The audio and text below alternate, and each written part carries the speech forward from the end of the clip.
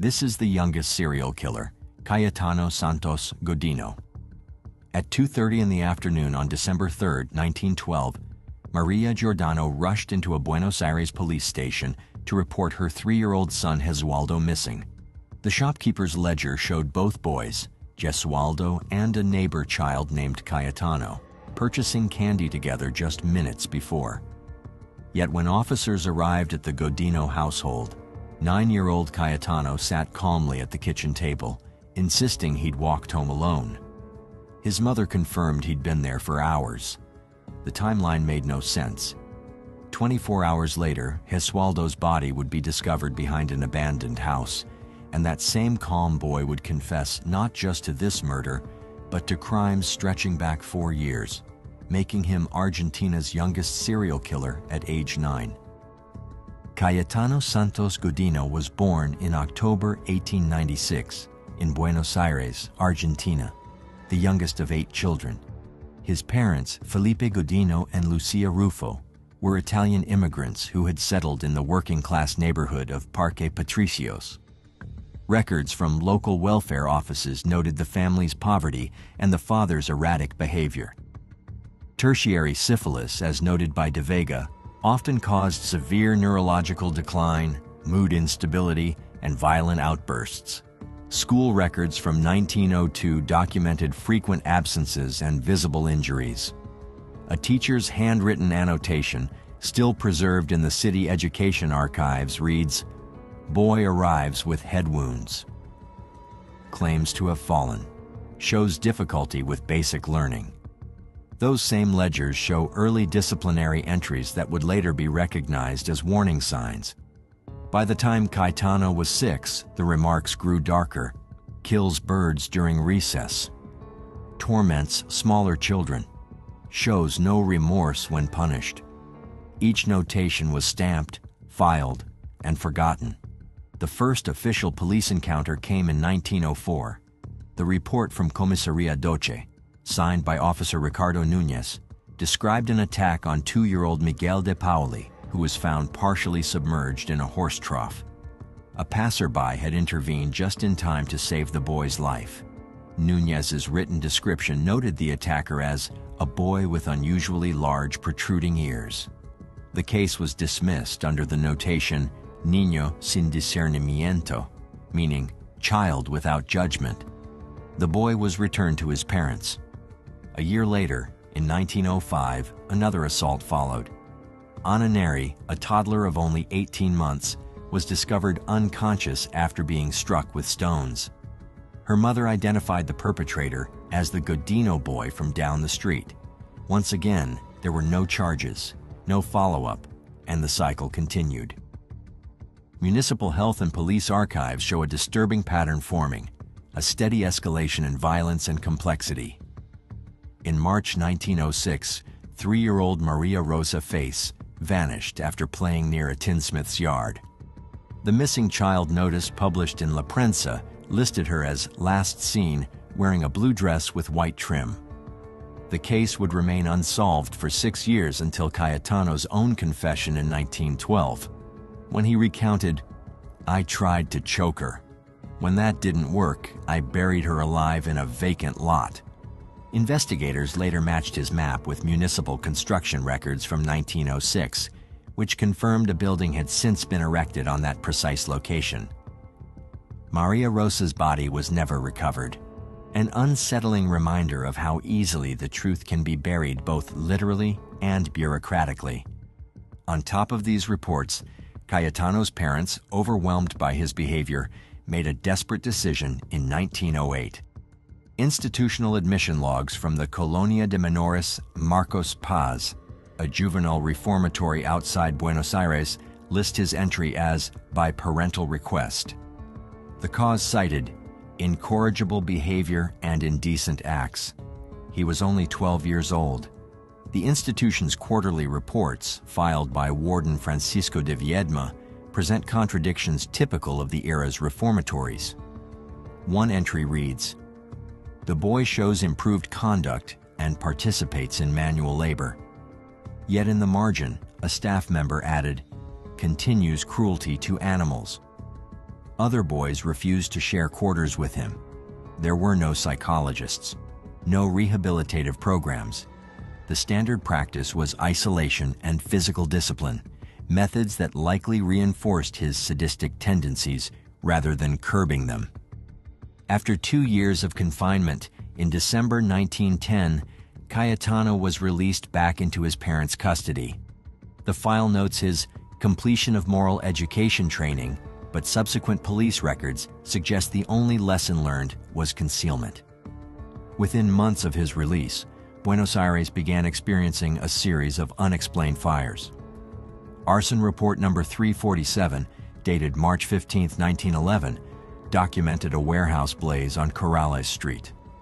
Fire Captain Eduardo Soria noted multiple ignition points and the presence of small footprints in the ash near accelerant traces. When police later cross-referenced school attendance logs, they found Cayetano had been absent that day.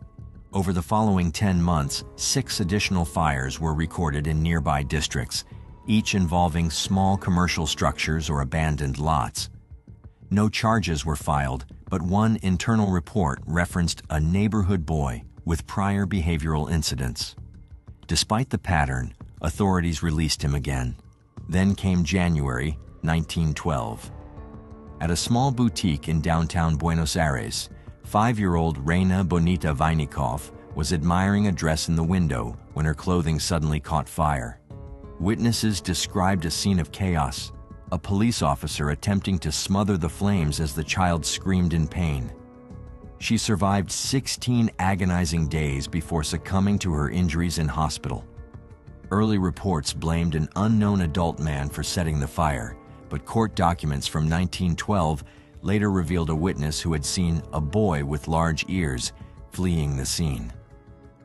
The witness was never called to testify.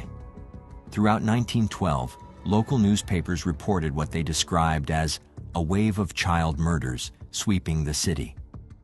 In reality, police investigations show a handful of isolated cases, except for a distinct cluster with identical signatures. Arturo Larora, age 13, was found strangled with a unique knot pattern. Carmen Guitoni, age 6, was discovered in a similar state. Both deaths involved the same cord configuration, later proven to be Cayetano's distinctive knot.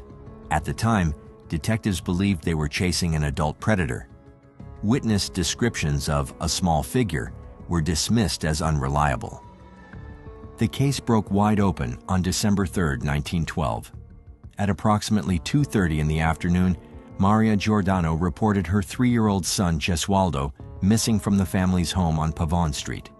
A nearby shopkeeper, Maria Oteri, testified that both boys, Gesualdo and Cayetano, had purchased candy together minutes before. Her ledger confirmed the transaction at 2:20.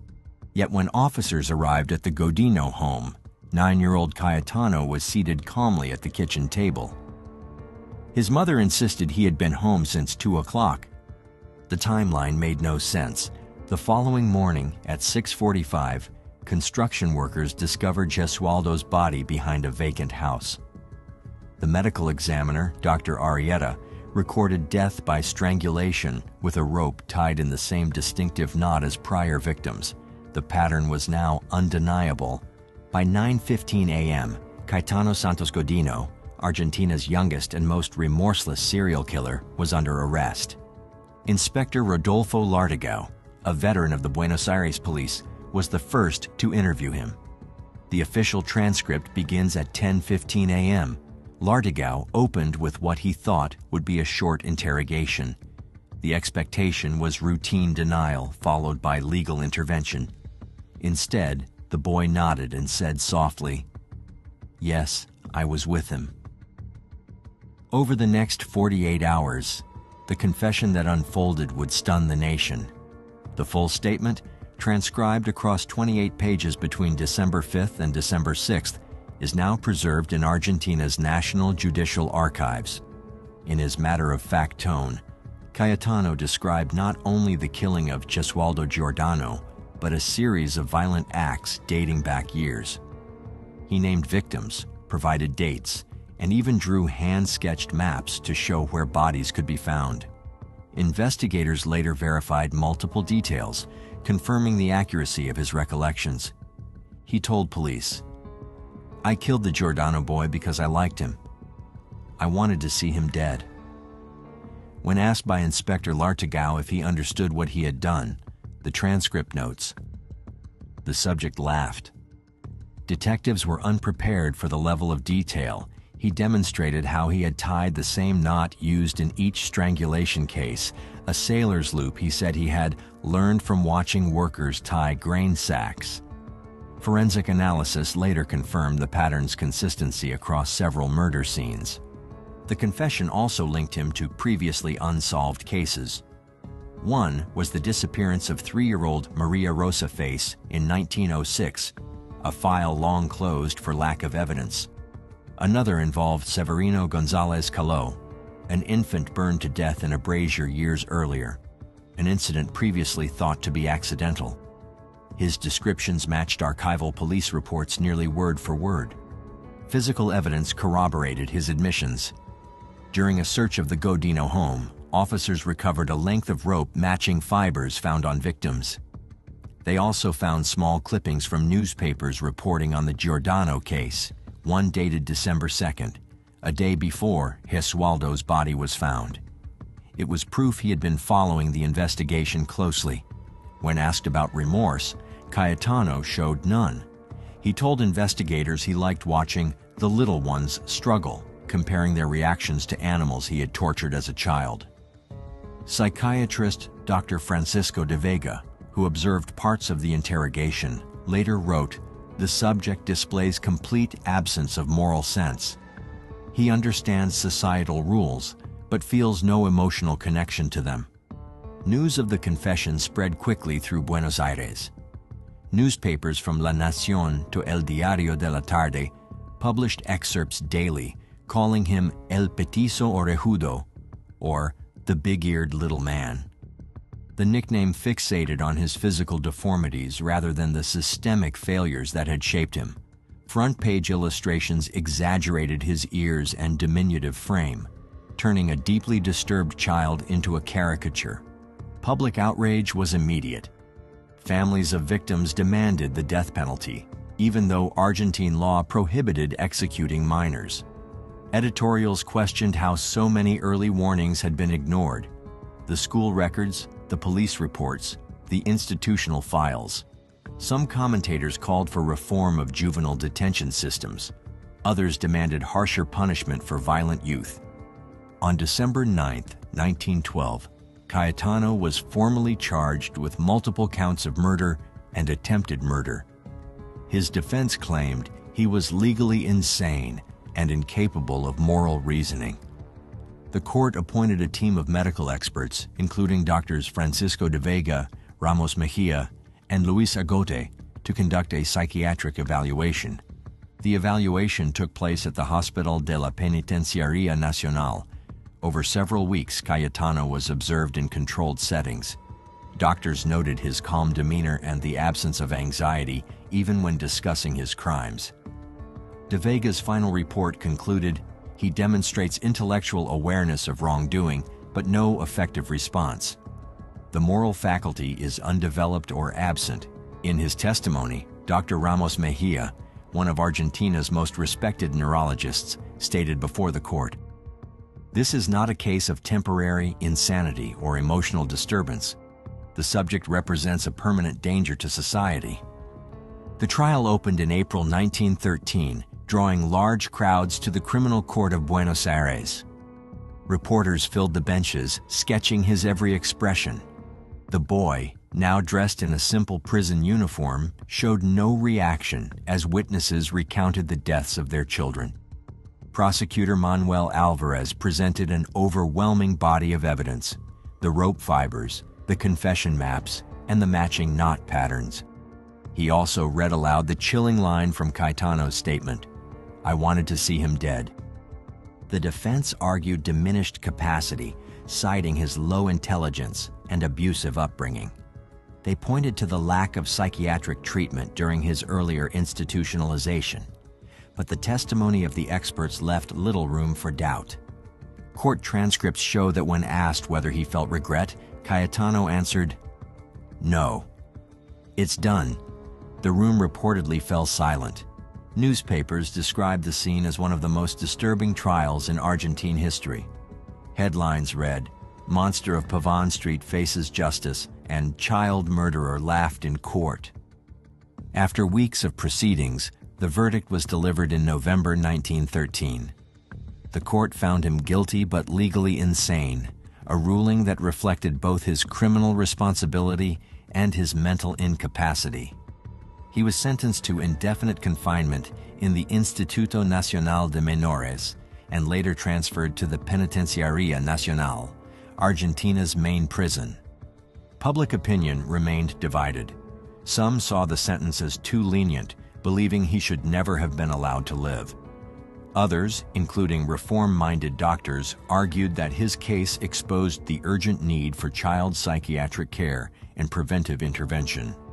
In the years that followed, the Godino case became a reference point for legal and medical debates about juvenile responsibility. His name appeared in criminology lectures across South America. De Vega's psychiatric report, reproduced in academic journals, introduced the term moral imbecility, a concept describing individuals who understood the law intellectually but lacked emotional empathy. By the time Cayetano was transferred to the Penitenciaria Nacional, his notoriety had reached mythic proportions. To the Argentine public, El Petiso Orejudo symbolized both horror and failure, a child molded by neglect, left to evolve into a killer unchecked.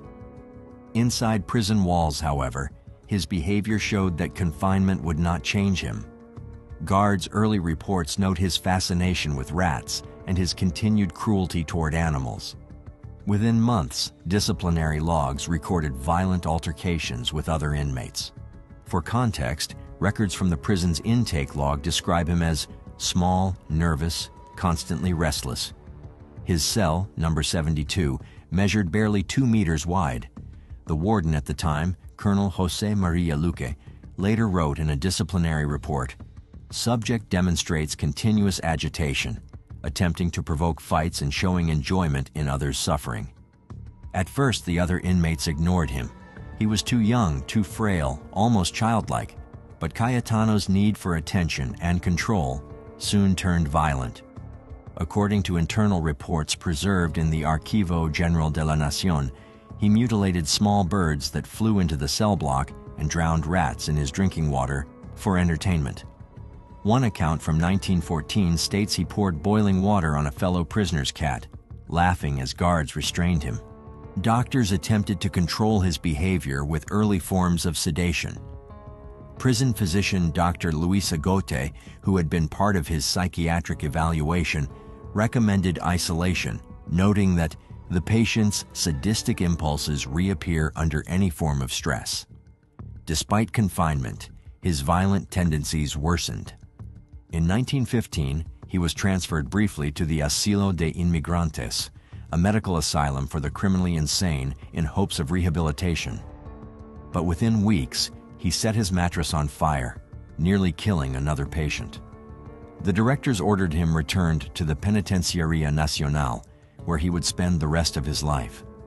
Throughout the late 19-teens and 1920s, Cayetano's name faded from the headlines but remained alive in public memory.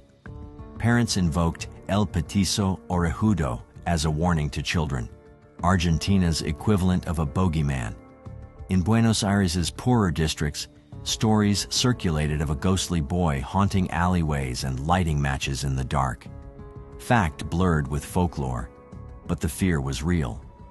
Inside prison, he continued to attract medical interest. Doctors from the Facultad de Medicina de Buenos Aires conducted occasional examinations, noting that his physical development had stalled.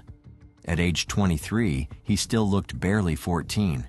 He was described as having a child's face and a permanently mischievous expression.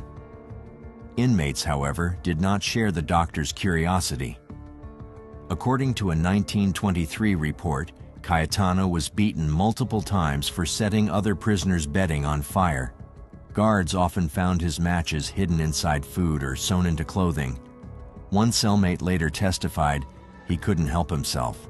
He liked to see flames. By the late 1920s, the cumulative violence and malnutrition began to take a toll. Prison logs show multiple hospitalizations for infections and intestinal illness. Yet, even as his health declined, his temper did not. He continued to provoke fights, especially with larger inmates. One such fight would ultimately end his life. On November 15, 1938, Cayetano Santos Godino was found dead inside his cell. He was 33 years old. The official cause was internal bleeding from severe head trauma. Fellow inmates later claimed the attack followed an argument over a cat he had tortured and killed in the yard days earlier. Prisoners had reportedly warned him, but he laughed them off. That night, he was beaten to death in his sleep. His body was buried in an unmarked grave in the prison cemetery, known as Cementerio de los Presos, without ceremony or family presence. The location of his remains has never been confirmed. The site was later demolished along with the prison itself in the 1960s. Though his death received only brief newspaper mention, the legacy of Cayetano Santos Godino reverberated through Argentina's criminal justice system. His crimes had already sparked nationwide debates about childhood psychology, poverty, and the failures of institutional care. Now, his life became a cautionary tale for reformers and criminologists alike. In the years following his trial, Argentina established the Patronato de Menores, a national juvenile protection agency tasked with identifying and rehabilitating at-risk youth before they turned violent. The Godino case was cited directly in the founding documents as justification for early intervention programs. It was one of the first recognitions in Latin America that neglect and abuse could breed criminal behavior. Medical schools also began incorporating psychiatry and criminology into their curricula, largely inspired by the analyses of doctors Francisco de Vega and Ramos Mejia. Their detailed studies of Godino's moral insanity laid the groundwork for future forensic psychology in the region. Some scholars even compared him to Europe's early child killers, noting disturbing similarities in behavior and background. By the mid-20th century, El Petiso Orejudo had become more myth than man. Folklore distorted the facts. Stories claimed he had killed dozens more than proven, that he'd escaped prison only to haunt Buenos Aires slums, or that his spirit lingered in the ruins of the old penitenciaria. In truth, he had been a small, broken boy shaped by neglect, untreated illness, and unchecked cruelty. Someone failed by every institution meant to protect him. When the Penitenciaria Nacional was finally demolished in 1961, workers discovered several preserved prison artifacts.